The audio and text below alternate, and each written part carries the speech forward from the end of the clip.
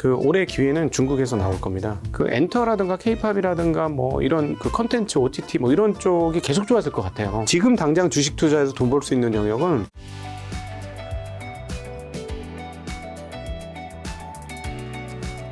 오늘 저는 사실 굉장히 오랜만에 네. 풀 정장을 입고 김작가 TV에서 이 영상으로는 처음인 것 같아요. 제가 뭐가 대접받는 느낌이야. 네, 감사합니다. 이렇게 나오니까 네. 마치 제가 신한투자증권의 이제 한 대리, 가장이라고 해야 될까요? 요 정도면 가장인가요? 네, 가장 좀 되시죠. 가장이랑 위에 이제 아마드칸 지점장님이 같이 이제 멘토링을 해야 될 것 같아요. 뭐 잘하고 계시니까 그대로 네. 진행하시면 되겠습니다. 네. 자, 그리고 오늘은 어떻게 보면 저희 이제 두 명 다 이제 풀 정장의 메이크업이 상태인 거는 저는 네. 이전에 이제 방송국에 촬영이 있었고 지점장님은 또 다음에 방송국 촬영도 있고 이전에도 촬영이 있었고. 네, 그렇습니다. 그래서 그런 상태라서 오늘 어떻게 보면 그 시청자분들에게 굉장히 이제 풀슈트로 네. 굉장히 촬영을 하는. 실물은 현재 이 상황보다 훨씬 더 못하다는 거 말씀드리고 싶습니다. 자, 본격적인 이제 증시 얘기로 들어가면 이제 설 연휴 지나고도 또 증시가 좀 올랐잖아요. 네. 지금 이제 코스피가 2,400 중후반, 코스닥도 올랐는데 요즘 왜 이렇게 좀 올랐고 현재 한국 증시 한번 오랜만에 나오셨으니까 점검 한번 해주신다면. 많이 떨어졌기 때문에 네. 올라가는 것이고요. 네. 빈집털이가 지금 시작이 된 것이고요. 빈집털이요? 네, 빈집털이 시작이 됐고. 스타그래프트 생각나는데. 네, 그다음에 또 하나 네. 사람들이 내가 돈을 많이 갖고 있네라는 인식이 생겼습니다. 유동성이 많다라는 걸 깨달은 거예요. 왜냐하면 작년도 내내는 연준이 금리를 너무 많이 올리고 예상을 다 깰 정도로 크게 올렸기 때문에 이거 어떡하지? 이거 어떡하지? 하면서 어디로 몰렸냐면 전부 달러로 러시아하면서 다 몰렸습니다. 이거 큰일 났네 이러면서. 근데 이제 미국 연준이 금리를 올릴 수 있는 게 얼마 안 남았습니다. 네. 2월과 3월까지 올리고 나면 굉장히 올리기 힘들어질 거예요. 네, 그리고 인플레이션은 잡히는 게 보이고. 지금 지점장님 잡혔다고 보시는 거고 이미 수치도 약간 잡혔는 것처럼 보이죠? 네, 상반기에 아마 여러분들 수치를 보실 거고 작년은 인플레 어디 가도 인플레 저기 가도 인플레 그랬잖아요. 올해는 별로 많이 못 들으실 거예요. 네, 이번에 2월 달하고 3월 달을 통해서 FOMC 회의 끝나고 나면 별로 많이 못 들으실 것 같고요. 네. 그러고 되니까 이제 금리를 많이 못 올릴 것이다. 이런 생각을 하니까 맞아. 나 팔아놓은 거 이거 어떡하지? 이런 상황인 거예요. 근데 문제는 뭐냐면 달러는 강세가 될 것 같지 않아요. 왜냐하면 그거 간단하게 설명드리면 유럽은 앞으로 금리를 올릴 것도 있고 네. 의외로 경기가 괜찮습니다. 네. 유럽이. 그리고 향후에 더 좋아질 수도 있어요. 중국 사람들이 여행 갈 테니까. 그런 것들을 감안해 보면 계속해서 유로화가 강세고 달러가 약세일 것 같아요. 네. 그러니까 달러 자산은 안 되는 거예요. 작년에는 모든 자산이 도리골 당하고 오직 유일하게 달러만 좋았습니다만은 올해는 정반대의 상황이 올 것이다. 네, 그래서 실제로 그 반대의 상황들이 오고 있고 그러다 보니까 그럼 어디를 투자해야 돼 했더니 올해는 무조건 경기 좋아진 데가 어디야? 찾아보니까 중국이 보이죠. 네. 작년 한 해 내내 돈을 풀었던. 그러고 여기서 제로 코로나도 미친 듯이 풀었죠. 그렇죠. 저희 가능합니까? 한 달 만에? 그게 공산주의죠. 네. 그걸 가능하게 만드는. 네. 한 달 만에 10억 명의 감염자를 만들어내는. 그래서 저희가 그럼 경기가 회복되겠구나 하고 투자를 하고 보니까 야 벌써 이렇게 많이 올랐어. 홍콩 항생테크가 60-70%나 올랐어. 또 다른 거 없을까? 보니까 한국 있죠. 네. 가격이 여기도 싸구만. 이렇게 된 거예요. 그래서 한국이 지금 외국인 투자자가 네. 연초 대비로 6조 가깝습니다. 오늘 매일경제 기사 보니까 코로나 이제 3년 57조를 판 외국인이 연초부터 5조 이제 폭풍 매수라고 이제 기사까지. 6조입니다, 이제. 이제 오늘 6조가 됐나요? 네, 오늘부로 8천억을 추가로 더 샀고요. 네. 자, 그 1월 달부터 지금까지 외국인들이 네. 며칠 팔고 며칠 샀을까요? 판 날짜만 한번 맞춰보시죠. 뭐 1월 달부터는 지금 이제 한 20일이 채 안 될 테니까 네. 2일 팔았나요? 1일 팔았습니다. 그것도 아주 미세하게. 네. 그러니까 거의 전일 매수를 하고 있습니다. 네, 아마 사람들은 지금 이런 거를 주가가 다 오르고 나서 맞다 이렇게 느낄 거예요. 그게 안타까운 거예요. 그래서 주식이라는 건 상승 추세를 확인하고 진입을 하면 먹을 게 별로 없어지는 거예요. 그렇죠. 그러니까 어쩔 수 없어. 깨지면서 사놓고 있다가 오르막을 가야지 네. 내리막에 아무것도 없이 오르막만 쪽 뽑아 먹겠다? 네. 그거는 뭐 이론이죠. 연애가 이론으로 됩니까? 안 되죠. 네. 실제로 부딪히는 건 또 전혀 맞아요. 다르다. 실전에서 주식을 사면서 주어 터져가면서 그렇죠. 이제 싼 값에 계속 사가면서 이제 오를 때 네. 그걸 먹을 수 있다. 네, 그렇죠. 자, 그럼 방금 말씀해 주셨던 연준의 금리 인상은 이제 2월, 3월밖에 없다고 해주셨는데, 그러면 이제 뭐 베이비 정도 한두 번 정도 더 하고 끝낼 거라서 전망하시는 건가요, 지점장님? 그 가능성은 매우 높고요. 딱 하나 이제 연준이 네. 고용에 집중을 하게 되면 네. 조금 문제는 달라지죠. 왜냐하면 고용 좋거든요, 미국은. 고용이 좋아서, 이 고용이 좋아서, 게다가 또 하나 변수는 하나 더 있습니다. 자산 시장이 앙등을 하게 되면, 기대 인플레이션이 올라오기 때문에 그걸 누르기 위해서 생각보다 조금 더 높은 금리 인상까지 할 수는 있어요. 할 수는 있으나, 일단 미국의 인플레이션은 5% 언더로 떨어지게 될 겁니다. 상반기 내에. 그러면 지금 벌써 2번 올리고 나면 3월 달에 5%잖아요. 그렇죠. 거기서 금리 더 올리면 뭐냐면은 인플레이션보다 높은 금리예요. 네. 이건 무슨 말이냐면 실질 금리가 플러스가 됐다라는 겁니다. 돈이 시중에서 빠질 수 있는 상황들 여건이 마련되어진 것이죠. 그럼 뭐냐면 그때는 확실하게 경기에 목을 조르는 상황들이 오게 되는 거예요. 그런데 이미 숨이 헐떡 하는 흐름들이 여기저기서 막 나타나거든요. 네. 구매관리자 지수라든가 다른 여타 모든 지표들이 고용을 제한 모든 지표들이 땅으로 쭉쭉쭉 떨어지고 있고 그것을 감안해서 미국의 빅테크들은 지금 계속해서 작년 10월 달 이후로 해고를 하고 있습니다. 제가 들은 것만도 수만이 넘어요. 네. 지금. 최근에 3M 2,500, 그다음에 그 아마존 18,000, 네. 마이크로소프트 10,000, 그다음에 뭐 페이스북도 8,000인가 10,000인가 이 정도 되고요. 그러니까 빅테크 중에 구조조정 안 한 데가 없어요. 왜 기업들이 왜 구조조정할까요? 그렇죠. 어려우니까. 지금 기사 경기가 보면 어려우니까. 6년 만에 최저 성장 MS 이번 분기도 어렵다. 작년 10월에서 12월 매출 성장률이 예상보다 낮은 2%에 머물렀고 앞으로도 그렇게 보니까 네, 이 해고를 단행할 수밖에 없다라는. 그렇죠. 그러니까 많은 전문가분들이 상저하고 얘기하는데 저는 개인적으로는 여기 안 나오는 기간 동안 여기저기서 상고하저입니다라는 하는 모르겠고 6월 달엔 조심해야 할 것 같고요.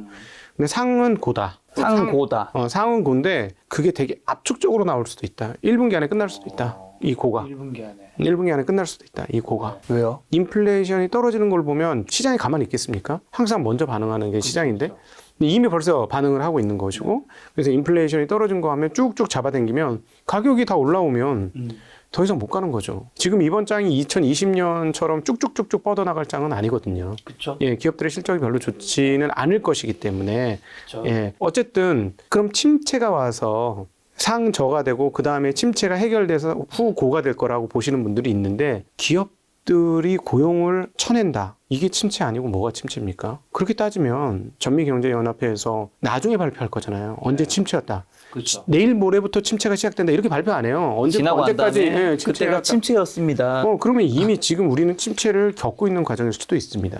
자, 그러면 지금 지점장님 상고하저라면 지금 2023년 전체적으로 시장 전망은 이제 어떻게 보면 좀 바닥은 좀 쳤다고 보시는 것 같고 위는 어느 정도까지 열려있다고 지금 생각을 하시나요? 대략적으로? 전문가들의 예상은 빗나갈 것이다. 네. 제가 지금 몇 년을 봐왔는데 우리 뭐 10월 달, 11월 달에 증권회사들이 내년도 지수 전망하잖아요. 보통 3개월 안에 다 깨집니다. 그러니까요. 이번엔 더 빨리 깨질 것 같아요. 증권사에서 올해 지수는 한 2,800 많이들 얘기하셨던 것 같아요. 2,600입니다. 2,600인가요? 2,650이 네. 거의 대부분 값이고 네. 조금 나중에 발표하신 분들은 10월 달, 11월 달에 발표하신 분들은 완전히 쫄아 있었어요. 아, 그렇죠, 그렇죠. 완전히 쫄아 있어가지고 2,600, 2,650 더 이상 쓰질 못해. 근데 그거보다 조금 늦게 발표하신 분들은 최대한 2,800까지 봤어요. 근데 제가 보기엔 2,600은 아마 금방 깨질 가능성이 높다. 네. 왜냐하면 150포인트도 안 남았어요. 빨리 많이 올랐죠. 네, 근데 항상 이렇습니다. 그래서 이게 주식이라는 게 확신 속에 투자를 하면 이제 남의 제밥이 될 수도 있다. 네. 자, 그러면 올해 이제 긍정적인 이슈랑 좀 여전히 남아있는 혹시 작년이라든가 아니면 이제 올해 생길 수 있는 리스크는 좀 뭐가 있을까? 사실 큰 것들은 다 지나간 것 같아요. 네. 중국 봉쇄 풀었고, 근데 전쟁은 어쨌든 작년만큼의 정도의 강도는 아닐 거라 생각하고, 금리, 물가 작년만큼은 절대 아닐 것이고, 새로운 변수가 생기지 않는 이상은 작년에 큰 것들은 이제 거의 좀 많이 빠지긴 했잖아요. 그 올해 기회는 중국에서 나올 겁니다. 왜냐하면 저희 채널에서는 중국 시황을 해요. 아, 요즘 중국 콘텐츠 좀 올리시더라고요. 아니 오래됐어요. 잘 안 봐서 그렇지 사람들이. 네. 얼마나 출연하셔서 봤습니다. 저는 꾸준히 합니다. 저희는 꾸준히 하는데 네. 작년 내내 돈 풀었거든요. 경기가 너무 나빠서. 그래서 많은 사람들이 이번 그 코로나가 시위 때문에 열었다. 네. 라고도 얘기하는데요. 저희가 보기에는 이제 10월 달부터 거의 재앙의 지표들이 나왔어요. 소위 말하는 생산자 물가 지수가 마이너스를 빵빵 찍고 그 추세가 이어지면 CPI라고 하는 소비자 물가 지수도 마이너스 나기 직전까지 떨어졌거든요. 이 상황들을 더 이상 견딜 수가 없는 거예요. 그래서 풀 수밖에 없었고 거기에 뭐 시위도 일부 영향을 미쳤을 거고 왜냐하면 현재처럼 이런 악화된 경기를 작년 연말 수준으로 중국이 이어가게 되면 매년 그 쏟아지는 졸업생들이 있습니다. 이 사람들 직장이 없어요. 이게 그러면 사회의 어떤 소요 세력이 될 가능성이 매우 높죠. 그러면 체제를 흔드는 상황이 되기 때문에 그렇게 이어갈 수가 없습니다. 그래서 굉장히 급하게 풀었다. 아니 어느 나라가 세상에 아무도 감염이 안 돼 있다가 1개월 만에 10억 명이 감염되는 이런 데이터를 어떻게 해석해야 되나요? 이거는 그냥 빨리 끝내겠다는 의지예요. 빨리 끝내고 우린 정상생활로 돌아가겠다. 그러면서 사실 11월, 12월부터 계속 뉘앙스가 달라지는 모습이 보여졌고 마지막에 결정타는 뭐냐면 이 코로나는 호흡기 질환에 의해서 걸린 사람들만 코로나로 여기고 그거와 관련돼서 사망자만 코로나 사망자로 집계하겠다 했습니다. 다른 합병증이나 이런 건 모두 코로나 사망자가 아니라는 거죠. 그렇게 해서 코로나 사망자 숫자를 아예 통계치에서 없애는 작업을 이미 사전에 시작을 했었고요. 사람들 동요가 없도록 사전 정비를 다 끝내놓고 풀었고 이제 쏟아붓기 시작합니다. 그러면 이 부분에 대한 반영이 당연히 한국에 긍정적으로 영향을 미칠 것이라서 한국 입장에서는 올해 중국 시장이 상당히 큰 영향을 미칠 것이다. 이렇게 보여지고 앞서도 말씀드렸습니다만 그럼 위기 요인은 뭐냐? 혹시나 연준이 헛발질할 거. 이게 위기 요인 중에 하나이긴 합니다. 왜냐하면 채권 시장은 아주 이미 이전에 금리를 못 올릴 거라고 반영을 끝내놨고요. 주식시장도 최근에 와서는 연준이 금리를 올리면 5% 정도에서 추가로 올리기는 매우 힘들겠구나를 반영하고 있습니다. 그런데 자산시장이 올라오거나 갑자기 올라오거나 그다음에 이 자산시장에 의해서 부의 효과가 나면서 사람들이 다시 돈을 쉽게 쓰면서 인플레이션을 다시 자극하게 되면 연준이 그것을 막기 위해서 필요 이상의 과도한 행동을 할 가능성이 있어요.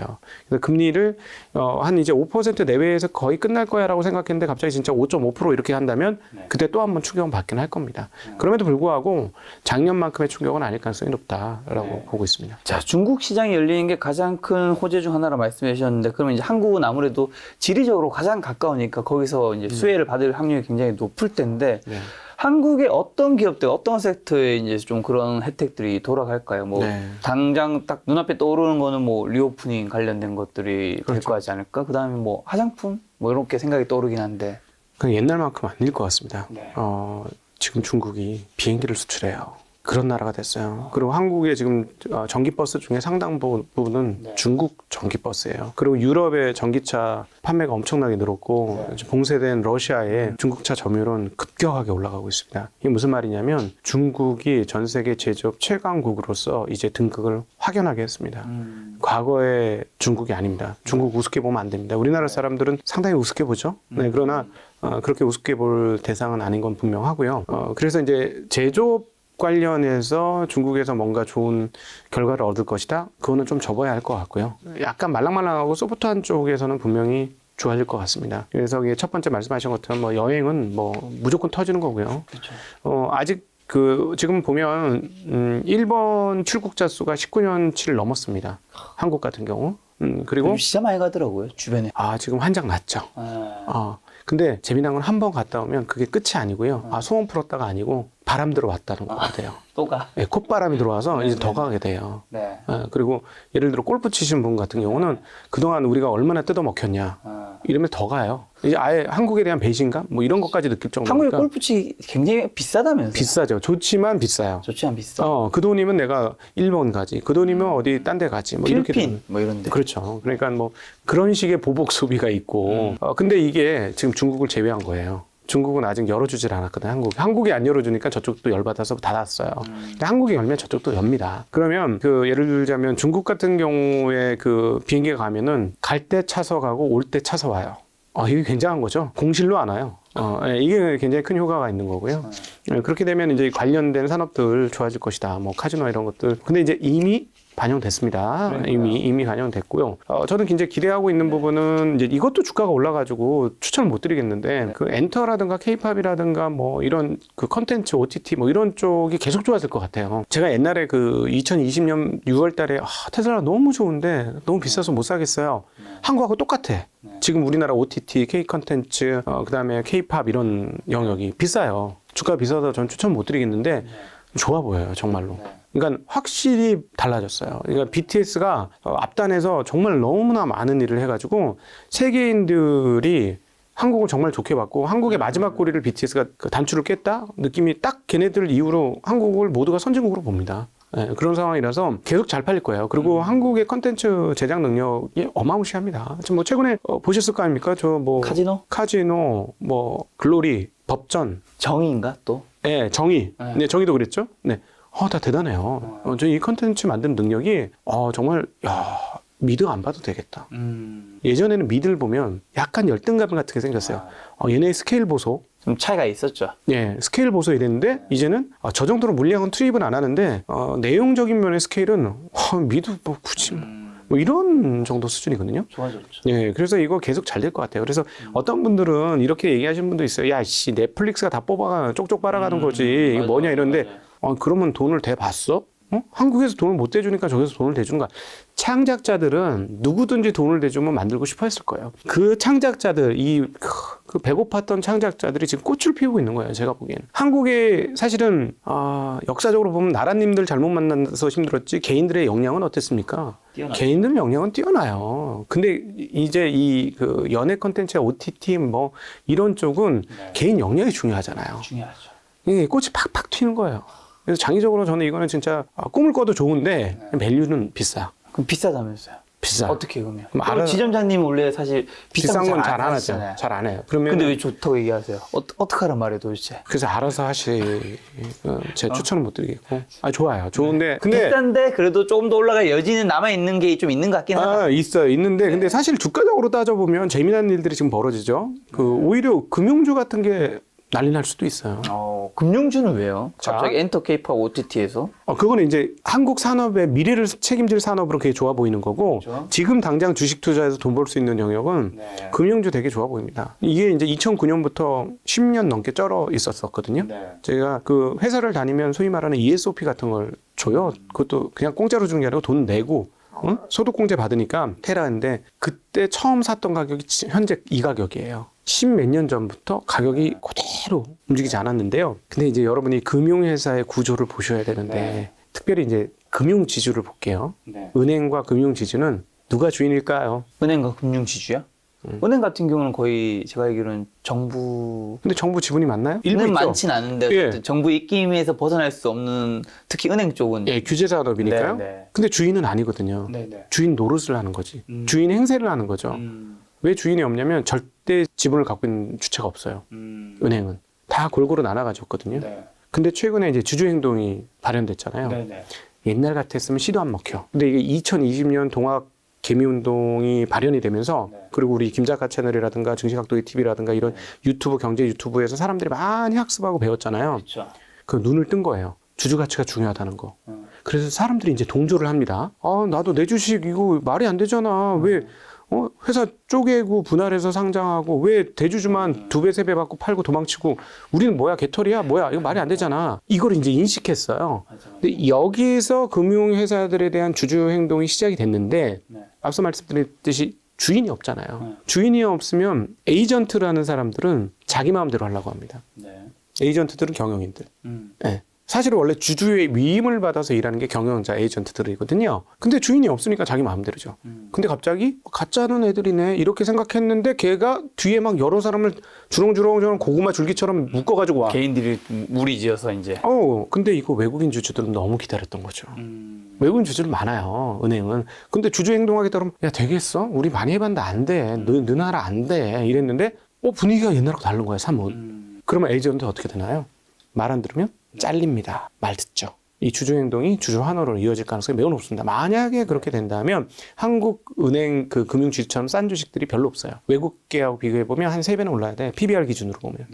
장부 가치에 지금 0.3배? 네, 이런 정도거든요. 싸죠. 네, 그리고 배당도 많이 주잖아요. 근데 이거보다 배당을 더 줄 거고 자사 조작도 할 거고. 그리고 또 하나가 있어요. 지금 주주 행동 중에서 저도 절대적으로 동감하는 것 중에 하나가 뭐냐면 은행이 돈을 엄청 벌잖아요.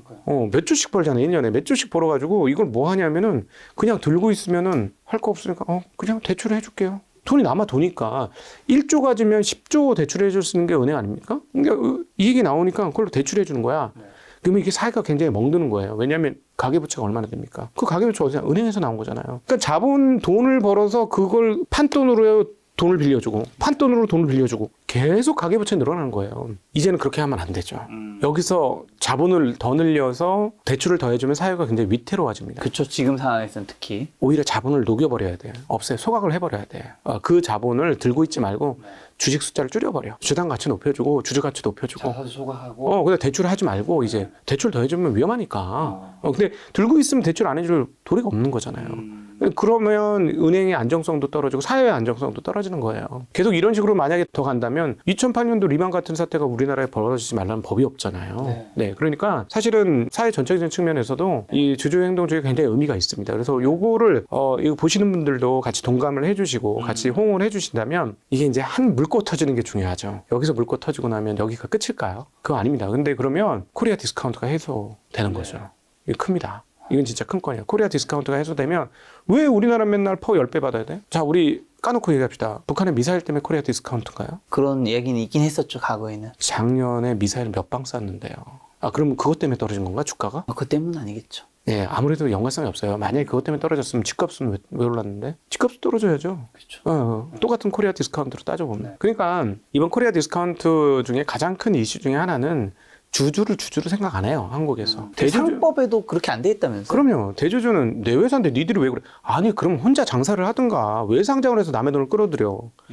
가지고 간 거잖아요. 책임을 져야지 남의 돈을 가져갔으면. 근데 책임을 안 져. 그래서 이게 왜 그러냐면 상법 개정까지 되면 완전 저희는 땡큐인데 어디까지냐면 이사회라는 게 회사의 주요 의결단체잖아요. 가장 중요한 헤드쿼터가 이사회인데 이 이사회가 기업을 위해서 일하게 상법이 정해져 있어요. 근데 미국 같은 경우는 주주를 위해서도 일해야 되는 거예요. 이것만 한 줄 들어가면 게임 끝납니다. 한국은 한 시장 전체가 20-30% 이상 최소 제가 보기에는 20-30% 이상 무조건 올라야 되고 그다음 뭐 지주사 이런 것들은 뭐 난리 나야 되고 네, 그렇게 되는 거죠. 그럼 지주사들도 좀 좋게 보신다는 걸까요? 아니요.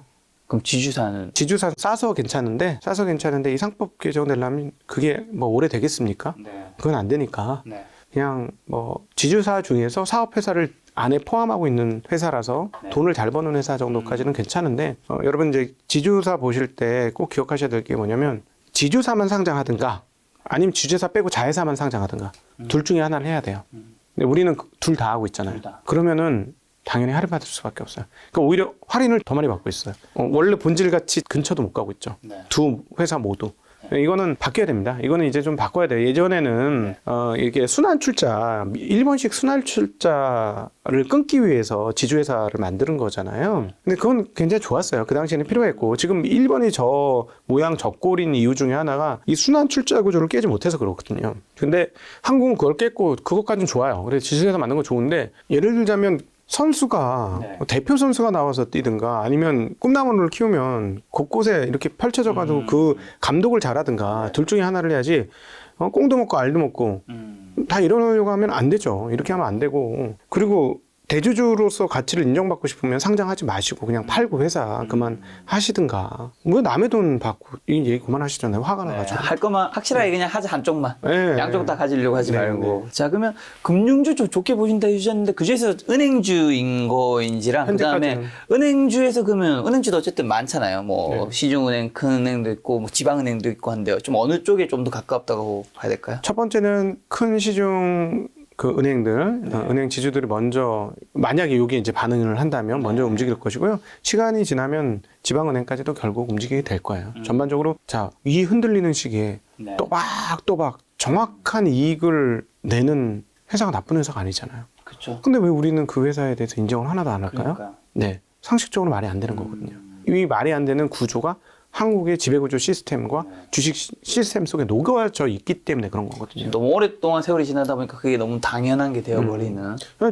내가 널 샀을 때 너가 나한테 얼마나 줄 건데 나는 너에게 내 마음을 줬어. 너는 나한테 뭘 줄 건데. 이 그 피드백 관계가 제대로 안 이루어지니까 계속해서 디스카운트가 되고 있는 상황이 한국 시장이었던 것이죠. 네.